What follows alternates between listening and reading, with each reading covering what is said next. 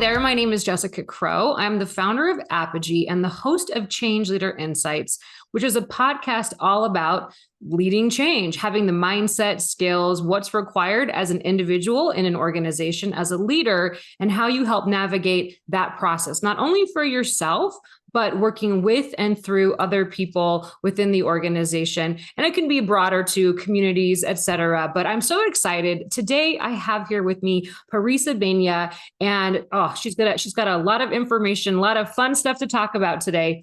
But I'll give you a quick bio and then I'll let her introduce herself. So Parissa is an advisor and a coach to C-suite and senior leaders who are high will, high skill, and have a growth mindset. She's also the author of this book that I've been reading and listening to on Audible. I love it. It's called Modern Badass, Tales from the Leadership Front. And it's a love letter to everyone who's ever been told they're too much, which on many occasions, I have been told that very statement. So I'm really excited to have this conversation today with you. Before we get into the topic of what it means to be a modern badass and how they're important for change, innovation, growth within an organization, tell us a little bit more about who you are, how you got to this point of writing a love letter to others about what it means to be a modern badass. Well, first of all, thank you so much for having me on. I so enjoyed getting to know you. So I'm giddy. This is the best thing I'm doing all day, probably all week, having a conversation with you. So how did I get here? Post business school, I worked for very large companies, and I was always the person who was testing limits. I was always the person who was saying, well, why can't we? Why can't we? Let's try X. Let's try Y, let's try Z. And what I didn't have the spatial understanding, let's say, at this time was sometimes that wasn't helpful. Right. Sometimes that was disruptive. So in as much as change can be good, being able to read the room as you're trying to introduce change is art and science together. Yeah. I did not understand the art, nor did I understand the science of it. And so consequently, I was told that I was the hardest person ever to manage.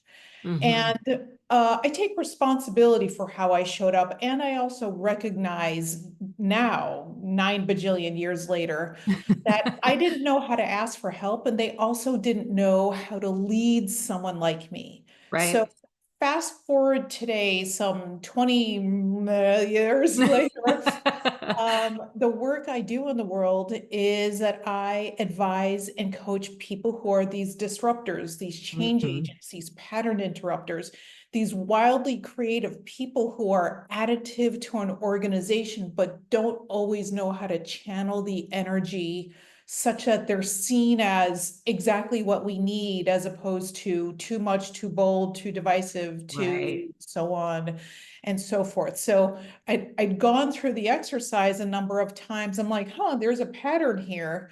And so the second half of my career is we don't have to throw the baby out with the bathwater. Yeah. There's a way for us to be celebrated, for these leaders to be celebrated without having them feel like they have to be a Stepford wife or change who they are fundamentally to fit into an organization. Yeah, that's so great. Thanks for sharing that kind of arc of how you got to where you are. And so much of what you've said and written about, it resonates with me. I think, to your point, what I like about what you've included in the book is the fact that you're giving tips and advice and understanding to people who are modern badasses, as well as those who work with and manage those individuals. So it's a very complementary conversation that really equips people to think differently about how they're engaging with or how they interact as someone who has that disruptive, innovative, really pushing it type of leadership or pace in the organization, and the impact that can have on people, as well as the organization's outcomes if it's not successfully nurtured, I guess is maybe the way that I'm thinking of it. But in your words, a modern badass is someone who X. Someone who goes, that's a great question. Someone who goes 80 miles an hour in a 45-mile-an-hour zone without checking to see if people are strapped in for the ride, let alone interested in the destination. They are Yeah. moving with speed as opposed to velocity. So if we go all the way back to high school physics, speed is the rate of travel, velocity is the rate of travel in a given direction. Mm-hmm. The challenges that badasses face, or sometimes that they are the authors of, is that they move so quickly because they see something really awesome in their mind's eye, but they forget to describe it completely to the people around them. And they forget to invite people to see what their skin in the game might be, so that they say, hell yes, to Yeah. adventure, as opposed to, oh my gosh, go away, you're scaring me now. Yeah. So these are the pattern interrupters, the change agents. So what would live examples be? A Steve Jobs is a live Yeah. example, a Thomas Edison, a Beyonce, a Serena Williams, a Sarah Blakely, people who Yeah. have done something so game changery that some people who are afraid of change may run in the opposite direction and say, la, la, la, la, I don't want any part of it. But what can these people do to change that narrative? What can badasses do Yeah. that can change the narrative? And then what are the people who surround the badasses do to be more curious about where and how and why these people show up the way they do? Yeah, and how best to leverage them. You talk a little bit about core values and the importance of understanding your core values. Can you tell us a little bit more about how that can be, why we should be thinking about core values in the context of someone who is a modern badass, or someone who is working with or managing someone who's in that, who operates that way? Yeah, thank you so much for that question. It's a really good one. So, I have found in the work that I do, regardless of badass or no, when I ask people what their core values are, a lot of them will answer, "Oh my gosh, I've never been asked that question before." Mm, It's not a good or bad thing. It's just that they haven't heard the question. And so why it matters in particular for badasses is that if they are working on something in alignment with that which is most important to them, mm-hmm, they are best able to successfully engage the people around them, whether it's their mm, leaders, their colleagues, their teams, clients, whomever. And so for me, I know my top values are freedom, truth, justice, creativity, and loyalty.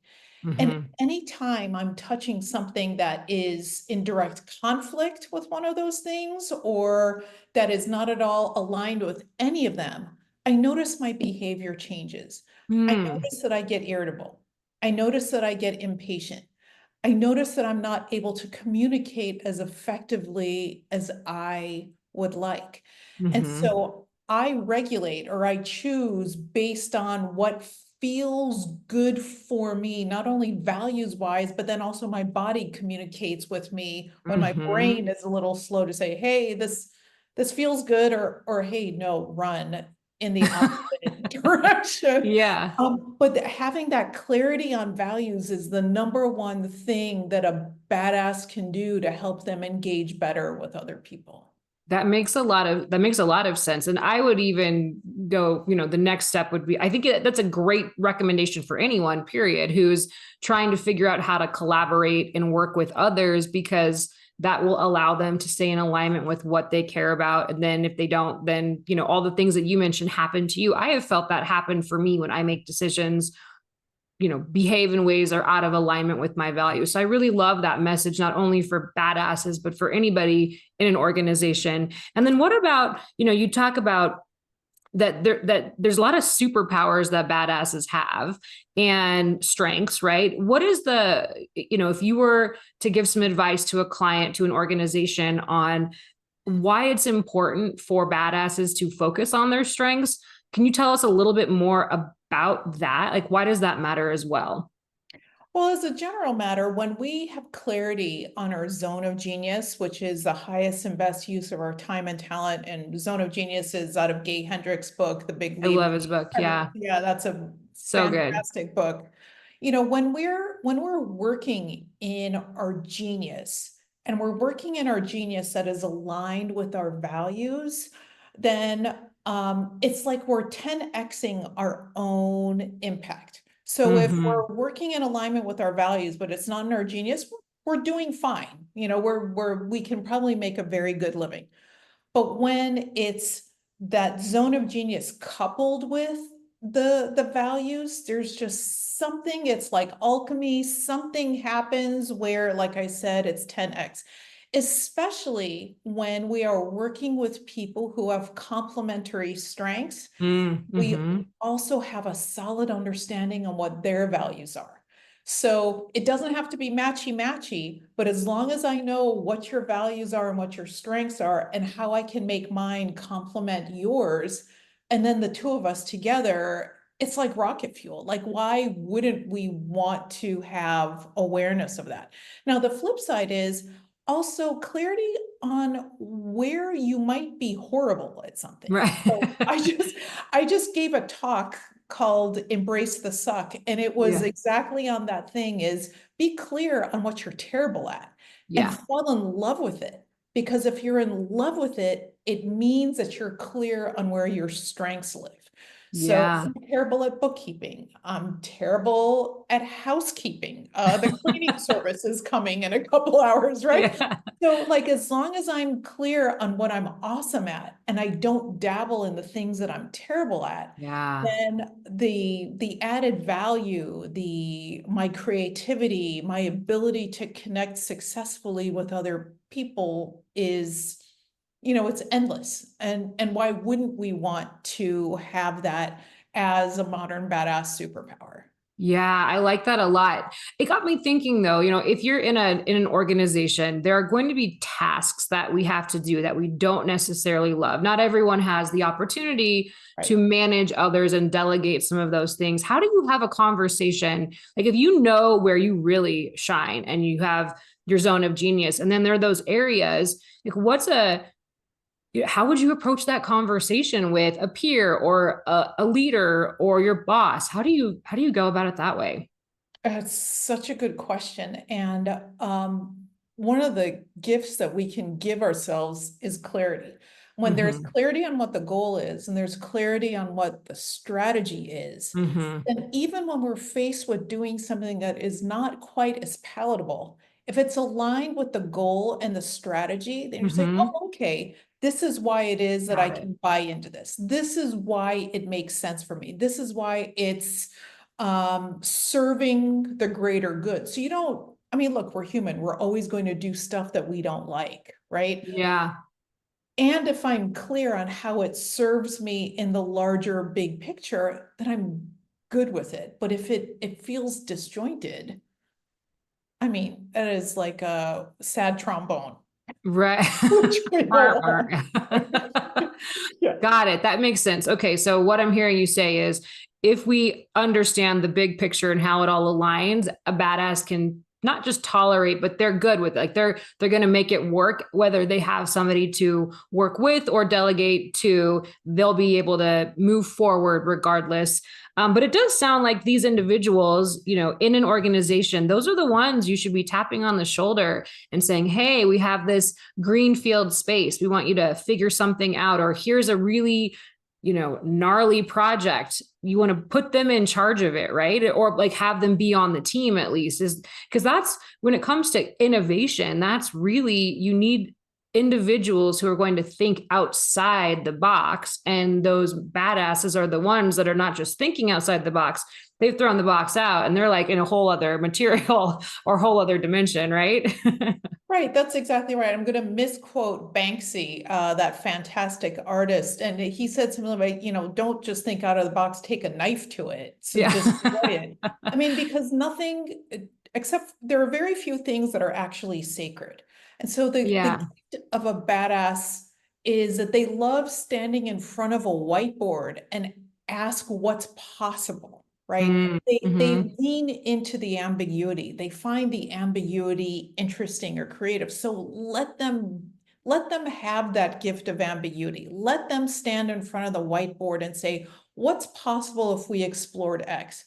A lot of badasses also like to say, and I love saying this, is, who's going to take me to jail for asking this question? Who's going to take me to jail for trying this idea out? Like you don't get penalized for creativity. Yeah. We Yeah. get so caught up in reputation management that we edit ourselves. Everyone does this. Everyone Yeah. edits themselves because they say, well, someone's going to think I'm crazy, or someone else will be Yeah. judgy, or I'll look stupid if I ask. Ask the question. There's so much magic. And this is what badasses know fundamentally, even if they can't articulate it. There's so much magic to saying, what's the worst that could happen?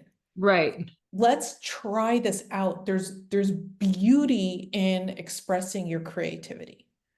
How do you navigate that? I love what you're saying, and I agree with you. How do you navigate that, though, in an environment that has very low psychological safety? And that's been a topic that's come up in environment with some of the guests that I've had on, because that has a direct impact on change and Of innovation, course. as I know you know. But how, do badasses not worry about that type of environment? Do they boldly speak regardless? And is that part of the challenge, or can they help create that space? And just how do you navigate that in a tough environment, in a toxic culture? Yeah. Oh, oof, that got me in the feels. Um, so organizations as a general matter, and I've done team workshops and leadership workshops for teams that had badasses or were led by badasses. Yeah. And I have found that when a team overall, an organization overall, does not take the time to ask the values question, Mm-hmm. does not take the time to get curious about individual values, does not take the time to create team values, does not take the time to align team values with whatever the business goal is, that's that's where your problems get created, right? Yeah. I mean, there are other things to do to solve for a toxic environment, but one of the biggest contributors to a toxic environment is that we have not taken the time to learn about the people around the table. Mm-hmm. So we create unknowingly this air of mistrust because I don't know you and you don't know me. Right. So I'm going to hold all my cards. But if I show you all of my cards and I'm curious about what yours are, Mm-hmm. then I know what the language that I can use to better engage with you. And there can be a shared language that the team creates so that we're more focused on what a successful output looks like as opposed to, what are the different constituencies and, what Right. are the political ramifications of doing something or not doing something. So if that work isn't done from the very beginning, yeah, of course you're going to have difficulty in allowing someone to be that disruptor and the change agent and pattern Yeah. breaker and all the Yeah. things. Thank you for sharing that. I think, an important message for people to hear then is, if you're wondering, is my environment toxic? Is my team toxic?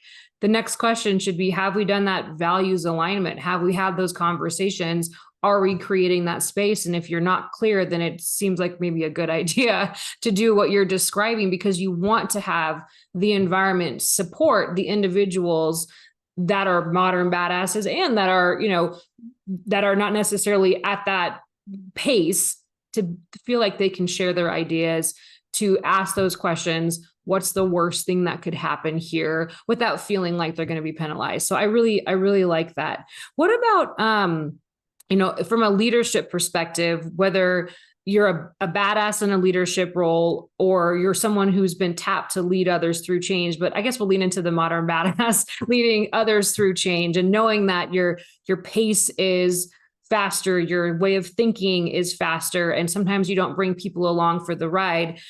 In the book, you talk about vulnerability Mm. and how to leverage that to bring people in. You've shared quite a few things that I feel like, if somebody's listening, they're going to be able to take that and apply it. But what about vulnerability? What role does that have in the modern badasses toolkit? Yeah, thank you. So one of the things that was most difficult for me in the spirit of vulnerability, the most difficult for me was for me to say, I don't know, can you help? Me Yeah, yeah, yeah. asking for help or me admitting that I was stuck was like kryptonite for me. Mm, But the problem is what my actual kryptonite was not asking for the help, not the fact that the admitting it was the kryptonite. And so instead of being Wonder Woman, I could have been Diana Prince. Yeah. Instead of being Superman, be Clark Kent instead. Because this suit of armor that people wear all the time is not believable. It's not Right. believable that you are 100% good all the time. Like everyone knows you're lying. Right. And so when we are a hand raiser for help, Yeah. we have established some sort of communication or values alignment or goal alignment, it becomes very easy to say, I'm stuck, can you help? And on Mm. the other hand, it becomes very easy to say for someone else to say, oh, I've got you, here are resources, or let me sit with you, or let's walk through it. This air of openness, you go further faster when you work Mm. with people who have complementary geniuses. You don't have to do everything yourself. It's like wearing an oversized fig leaf. No one believes you, right? But Right. just just just admit, and it's not lacking, it comes from a place of strength when you say, you know what, I'm terrible at this. That's Yeah. why I love my bookkeeper. Yeah. Because I'm terrible. That's why I seriously, I love her because she's awesome at it and she loves it. I'm great. I'm terrible at this. You'll sit with me, you'll back me away from the ledge. And I know I have faith that, come tax time and talking to the CPA, I'll be good. Yeah. Give yourself the gift of admitting where you might need help. It's a beautiful thing to say out loud. And again, I'm still practicing. I'm not perfect, but it's like a glass of cold water on a hot, sticky, humid day when Yeah. someone gives you help that you need. Yeah. Yeah. I mean, what you're saying resonates. I think it's hard for leaders to ask for help anyway. People expect them to be in a role of an area, a zone of expertise at all times. And so that's, to your point, it's pretty obvious, but it's really hard to say, I don't know. I don't understand. This is not my strength.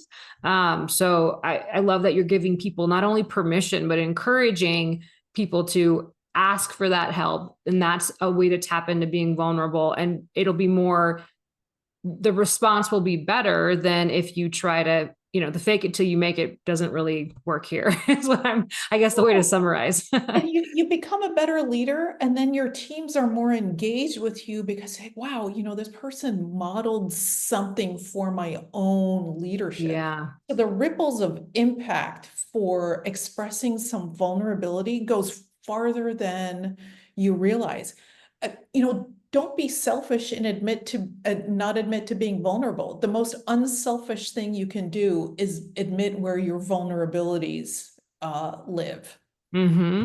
That makes a lot of sense. I like the idea of applying that in the context of change and transformation too, and recognizing that we don't have all the answers and we're not totally sure how it's going to turn out. So I think, the message is well received. I want to come back to a statement that you made earlier that's related, unrelated, but it was about velocity versus speed.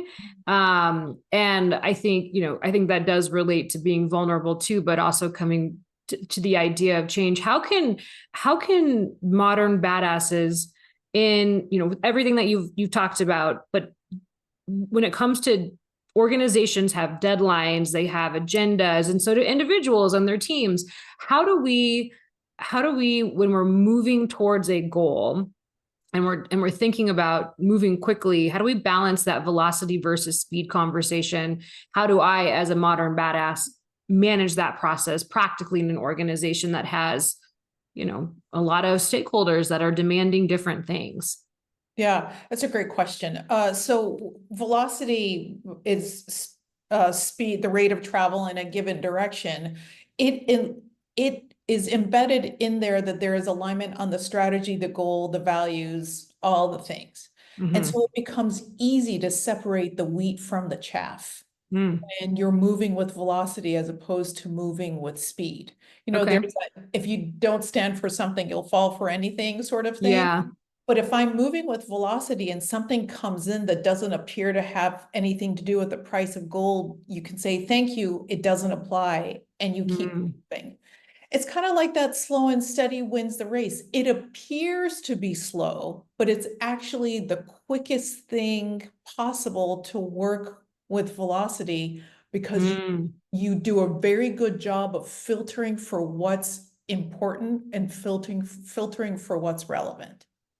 That is, yeah, that makes a lot of sense. There's a lot of change happening in an organization at any given time, and individual teams have their own agendas and changes they're trying to get others to buy into and accept. So I love what you're saying. Is it hard though for like I would imagine that's more difficult than easy because of the competing priorities, because of the number of things that we're juggling on any given day. I think it can absolutely help remove the distractions, that all the small little ones that threaten to throw us off track. Maybe that is the answer, actually, now that I'm saying it out loud. Like maybe that's the tool you use to stay on track with the big, most critical changes versus getting distracted by all the other stuff. I mean, what are your Yeah, thoughts there? is this relevant? Does this have anything to do with what the main objective is or main desired outcome is? Mm-hmm. And if the answer is yes, great, we'll find a way to incorporate it. If the answer is maybe, okay, investigate further. And if the answer is no, great, set that aside. Yeah. Thank you for playing, but this is not relevant right now. Which is why, I mean, people think it's a waste of time, but this is exactly why in the very beginning, when a team first comes together, what's important? Why is it important? What is the collective skin of the game and what is the individual skin of the game? And when Yeah. we all know all of those things, especially our individual skin of the game, it becomes easier to stay focused. And I'm putting easy in air quotes, like we're going to have tough days, but it Yeah. at least becomes easier to understand what I'm working for and towards, as opposed to, there's like a cornucopia of things that we Right. could be moving towards. Right. Thank you. That's great clarification on the question that I asked. And you have so many great examples, other examples and other frameworks and models. There was one, you even had the velocity matrix that builds on what you were talking about earlier. I'm so grateful that you've taken the time to take out of your head and your heart and put this into writing so people can pick it up and check it out and feel like I'm not alone in how I'm showing up, or I'm not alone as a leader of these individuals who are so quote unquote hard to manage, when in reality it's how do we find that yes and versus either or, which is I think the challenge that many organizations and individuals have. Is there anything else that you would like to share with listeners about how to leverage or really embody the best version of your modern badassery so organizations can continue to innovate and grow and do so in a way that is I'll say like at least harmful to everyone in the organization, right? Like how do we do this in a way where everyone feels like they can contribute in a meaningful way? That's a great question. The number one mistake that organizations make with modern badasses is to try to change who they are fundamentally. The game isn't change who they are, because if you try to change who they are, then you're killing their magic. Yeah. It's And we need that magic to grow and right. innovate and change. They got to drive that. Yeah. Exactly. So it's like telling of what confuses badass the most is, can you do everything but just like do all the smart things you do, but can you be like everyone else? But that's right. That's Yeah. very confusing. And so it's not so much can you stop being that person? It's how can you channel your awesome in a way that lands powerfully with everybody else?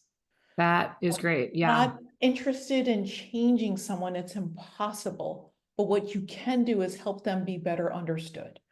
And Yeah. what you can do is help them to understand other people better. And once we get to that basis for understanding, it doesn't matter that I roar. It doesn't matter that I may look differently or act differently or maybe appear volatile. You will ignore all of those things because you'll say, oh, I'm so relieved she's on my team, or I'm so relieved Yeah. that he's here because he's making us change our thinking or expand our thinking in ways we hadn't anticipated. You appreciate their gift as opposed to thinking to yourself, oh my gosh, he just walked into the room, or holy smokes, here she comes again. Like, you're excited, you want that person there.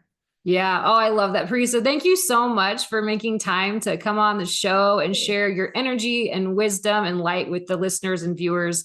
I'm so grateful. How can people find your book, find you? What's the best way to connect? So the book is available on Amazon. You can Oh, also listen to it on Audible. It's yep. Modern Badass Tales from the Leadership Front. My website is sixthsensestrategy.com. I imagine the link will be in the show notes. Yes. And I'm also on LinkedIn.